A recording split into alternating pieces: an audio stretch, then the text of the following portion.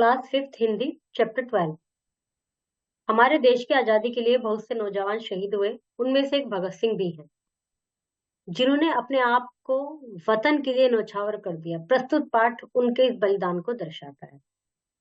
सरदार भगत सिंह का जन्म 27 सितंबर 1907 को पंजाब के लायलपुर जिले के बंगा गांव में हुआ। तब उनके पिता और चाचा देश की आजादी के लिए जेल में बंद थे।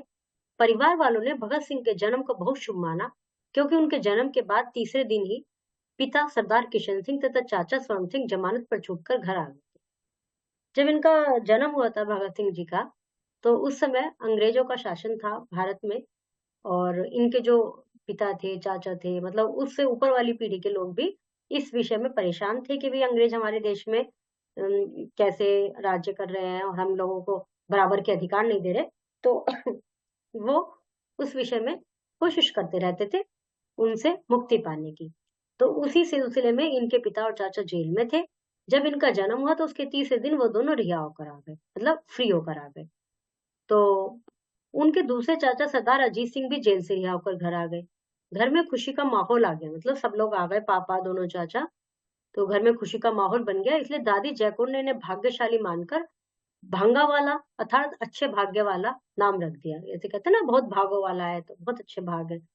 और बाद में उसी से बन गया भगत सिंह। देशभक्तों के जन्म परिवार में जन्मे भगत सिंह को देशभक्ति विरासत में मिली थी। कहते हैं पूत के पांव पालने में नजर आते हैं। यह कहावत भगत सिंह पर खरी उतरी। जब वे 3 वर्ष के थे तो एक दिन उनके पिता उन्हें अपने साथ लेकर मित्र श्री नंद किशोर मेहता से मिलने उसके खेत पर गए।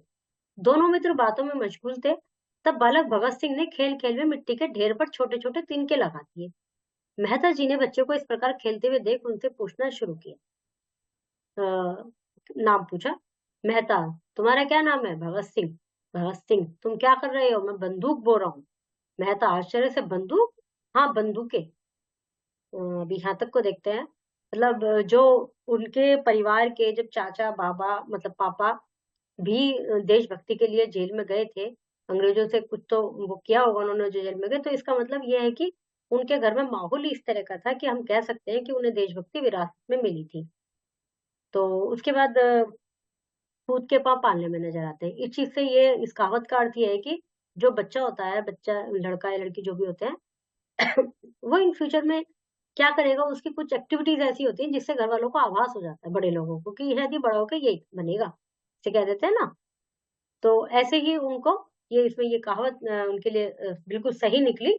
ये पूत के पाँव पालने में नजर आते, क्योंकि उनकी इस घटना से, घटना क्या हुई कि वो अपने फ्रेंड के पापा के फ्रेंड के यहाँ गए थे। वहां पर जाकर उन्होंने रेत का ऐसे ढेर बना लिया, उसमें तिनके लगा दी कि भाई क्या कर रहे हो ये? कि बंदूक बो रहा हूँ। बंदूक? बंदूक कोई बोने की चीज है? मेहता, ऐसा क्यों मेरे बच्चे, क्यों बोल रहे हो भाई? बंदूक बोने की क्या आ गई बात? भगत सिंह, मुझे अपने देश को आजाद कराने के लिए, मतलब मुझे इतनी सारी बंदूकें चाहिए, मैं बो रहा हूँ इन्हें ताकि खूब सारी हो जाए। मैं देश को आजाद कराना मुझे। तुम कौन सा धर्म मानते हो? तो उसने कहा कि देश सेवा ही मेरा धर्म है।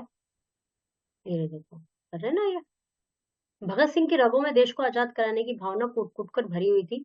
तब भी मेहता जी ने उनके पिता से कहा, भाई तुम बड़े भागवान हो, तुम्हारे घर में एक महान आत्मा ने जन्म लिया है। मेरा आशीर्वाद है, बालक विश्व प्रसिद्ध होकर राष्ट्र के इतिहास में अजर अमर रहेगा।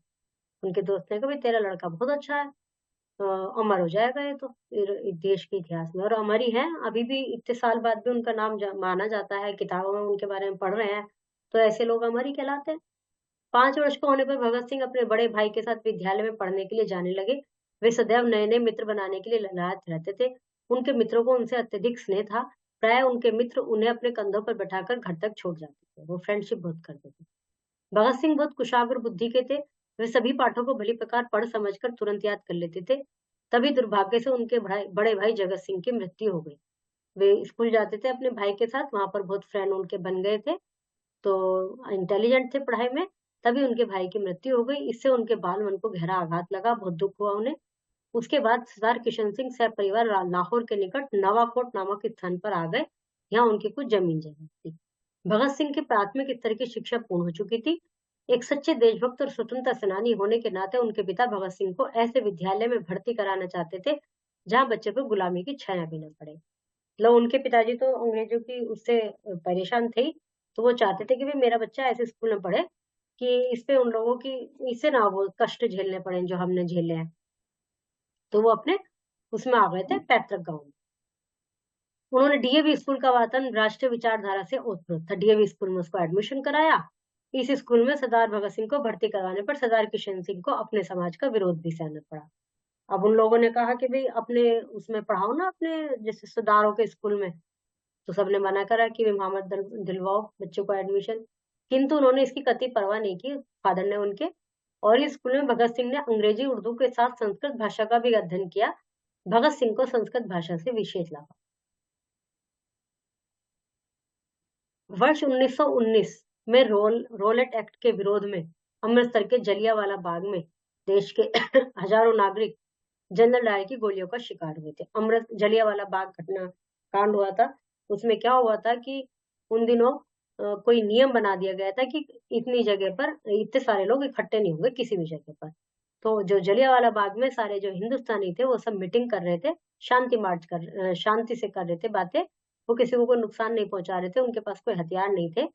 तो जनरल डायर आए और अंदर सारी पब्लिक भरी हुई थी, उन्होंने बाहर से गेट बंद कर दिए। ऊंची ऊंची दीवारें थी कि कोई लांग के भी नहीं जा सकता। और उसमें उन्होंने तोप से बंदूक मतलब गोलियां चलवा दी।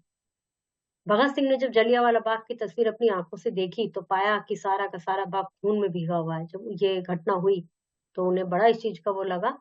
तब इन्होंने अनुभव किया जैसे उसने उनसे कोई कह रहा है, तुम्हें इस भूमि की कसम, भारत माता की कसम, इस खून को बेकार मत जाने देना। तुम्हें कुर्बानी देनी है, अंग्रेजों के अत्याचार को समाप्त करना है। उसी समय उन्होंने निहत्थे निर्दोष देशवासियों के रक्त से सनी मिट्टी का तिलक किया। उस मिट्टी को एक बोतल में बंद करके अपने पास हमेशा रख। जब इतने सारे लोग उस बाग के अंदर किसी भी मैदान में इतने सारे लोगों को धड़ाधड़ गोलियां चलाई गई।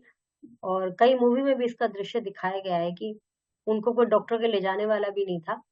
सब इतने बुरी तरह से घायल हो गए थे, कोई उनके मरहम पट्टी के लिए भी नहीं था। तो उन्होंने वो सारा जो मिट्टी थी लाल हो रही थी खून से, उन्होंने उसको उठाकर एक बोतल में भरा और अपना तिलक किया। और कहा उन्होंने यह मिट्टी उन्हें हमेशा याद दिलाती रहेगी कि उन्हें अपने देश और देशवासियों के अपमान का बदला लेना है, अपमान क्या, मृत्यु का बदला लेना है। और फिर उन्होंने वहीं से प्रण किया कि अब मैं देश के लिए लड़ूं। प्रश्न उत्तर है, उनको क्रम में लिखना है। निहत्थे निर्दोष देशवासियों के रक्त से सनी मिट्टी का तिलक किया। देश के हजारों निर्दोष नागरिक जनरल डायर की गोलियों का शिकार हुए। डीएवी स्कूल में का वातावरण राष्ट्रीय विचारधारा से ओतप्रोत था। ये सारे चैप्टर पढ़ के जिस क्रम में पाठ में आया उसी क्रम में इनको लिखना। Fill in the blanks. Correct option. दी गई धातुओं का प्रयोग करके क्रिया शब्द बनाइए, उनको वाक्य में प्रयोग कीजिए। जैसे देख, देखना, पहनना, चलना, सोना, हंसना, बोलना। इनके पर्यायवाची लिखने हैं, वाक्य को शुद्ध करके लिखना है और इनसे द्वित व्यंजनों से शब्द बना। ये देखिए अभी हमने ऊपर पढ़ा है ना, ये तो सब इधर खड़े हैं जो गोली चलाने वाले हैं, ये सब बिल्कुल सब इंडियन थे, इनके पास कुछ नहीं था, कोई हथियार नहीं था। इतनी सारी गोलियां इनके ऊपर चलाई गई तो मरना ही था इन बेचारों को। बहुत सारे लोग इसमें मर गए थे। चित्रों को देखकर पहचान करिए, उनके नाम लिखिए। Okay, chapter is completed.